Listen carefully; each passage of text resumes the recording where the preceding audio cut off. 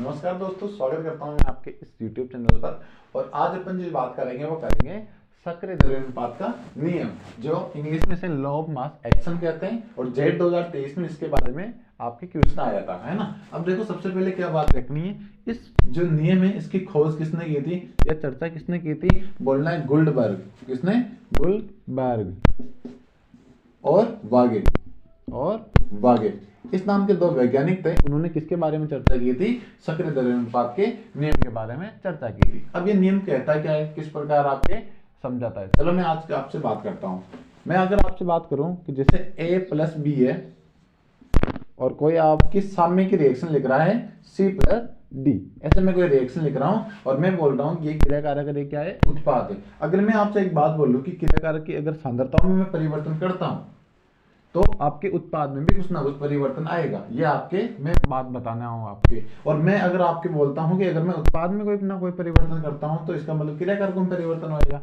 ऐसा हो सकता है क्योंकि ये रिवर्सिबल रिएक्शन में बिल्कुल पॉसिबल है ना।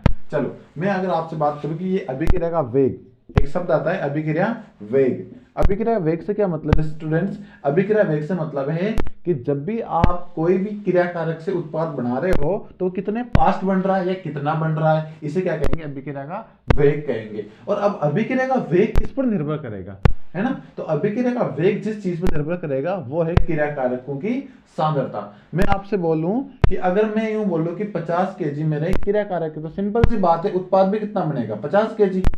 अगर मैं इसकी सांद्रता कम कर दूं, मान लो मैंने इसकी 25 केजी कर दी, तो इधर उत्पाद भी कितना बनेगा? 25 बनेगा। सिंपल सी बात है कि इसकी सांद्रता में निर्भर करेगा उत्पाद कितना बनेगा। ये सिंपल सी बात है। तो अब देखो, अभिक्रिया क्या वेग अपने निर्भर कर रहा है, सिंपल सी बात है, क्रिया कारकों पर। मैंने अभी जो बात बोली उसके अनुसार ये सत्य है ना। तो सक्रिय अनुपात द्रव्य अनुपात का नियम क्या कहता है अपने को? ये कहता है कि अभिक्रिया का वेग किस पर निर्भर करेगा या किसके समानुपाती रहेगा? आपको बोलना है क्रिया कारकों की सांद्रताओं में। ये बात आई समझ में आपको?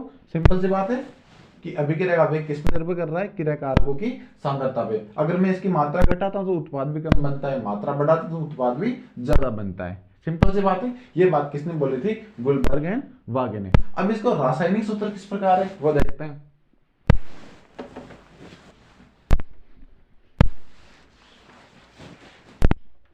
चलो, रासायनिक सूत्र की अगर मैं आपसे बात करूं तो इसका रासायनिक सूत्र अपने को क्या कहता है? इसका रासायनिक सूत्र ये बताता है कि मान लो अपने पास 1 लीटर पानी है।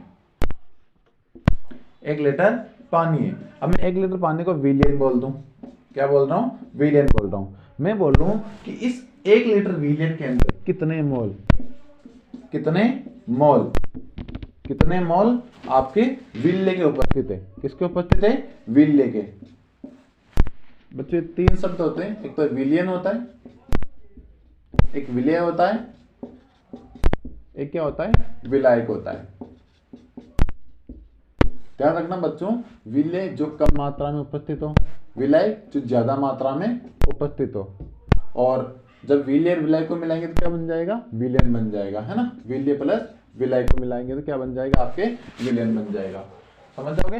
तो देखो, तो 1 लीटर पानी यानी 1 लीटर विलयन के अंदर कितने मोल विलय उपस्थित है? इसे क्या कहेंगे अपन? क्या कहेंगे? सक्रिय द्रव्य अनुपात का नियम कहेंगे, लॉ ऑफ मास एक्शन। यही बात बताता है। कौन बताता है? Law of mass action. क्या बात बताता है कि आपके 1 लीटर विलयन के अंदर कितने मोल विलय के उपस्थित है या प्रेजेंट है। यही बात अपने लॉ ऑफ मास एक्शन बताता है। अगर इसके अनुसार मैं बोलूं कि ये सिमिलर अपने को सुना दे रहा है कि मोलरता है लगभग, क्योंकि मोलरता का भी सूत्र सेम होता है। मोलरता की परिभाषा भी यही कहती है। क्या कहती है? कि 1 लीटर विलयन के अंदर कितने मोल आपके विलय के उपस्थित है। ये बात भी मोलरता बोलती है। ऐसा ही कौन बोल रहा है? Law of mass action. तो उसी के अनुसार इसके सूत्र की बात करते हैं आगे। चलो, इसके सूत्र की अगर मैं आपसे बात करूं तो इसका सूत्र क्या बन सकता है? इसका सूत्र बन सकता है कि विलय के मोल अपॉन विलयन का आयतन।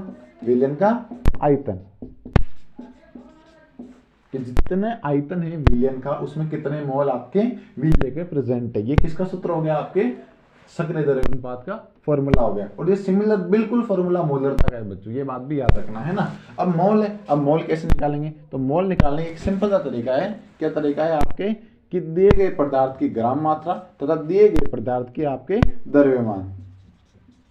द्रव्यमान तो उसके क्या निकल जाए, आपके मोल निकल जाएंगे।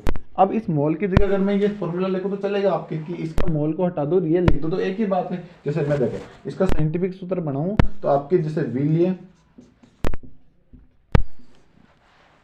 जैसे मैं आपको बताऊं कि विलय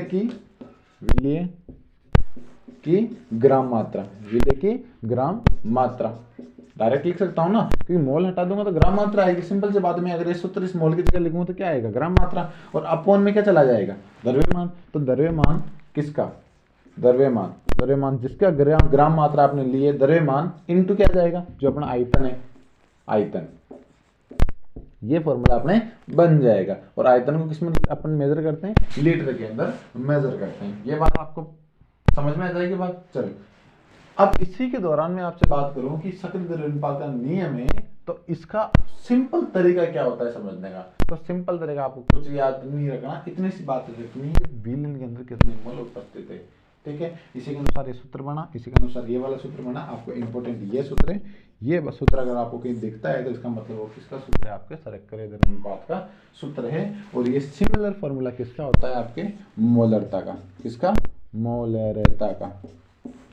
अब इसी के अनुसार मैं इसकी अगर आपको इकाई की बात करूँ, इसकी आपकी इकाई क्या बन सकती है, यूनिट कैसे बन सकती है, तो ये फॉर्मूला दे रखा है और फॉर्मूला से अपन क्या बना सकते हैं, इकाई बना सकते हैं। तो ग्राम मात्रा है, नीचे क्या है द्रव्यमान, इधर क्या है आपके आयतन है, तो ग्राम प्रति लीटर क्या बन सकता है, इसकी ग्राम प्रति लीटर बन गया ना अपना, ये इसकी इकाई होती है। समझ जाओगे बात को। इसी के साथ मैं वीडियो के समापन की ओर बढ़ता हूँ, और अगर वीडियो अच्छी लगी हो तो चैनल को सब्सक्राइब जरूर कीजिएगा। धन्यवाद।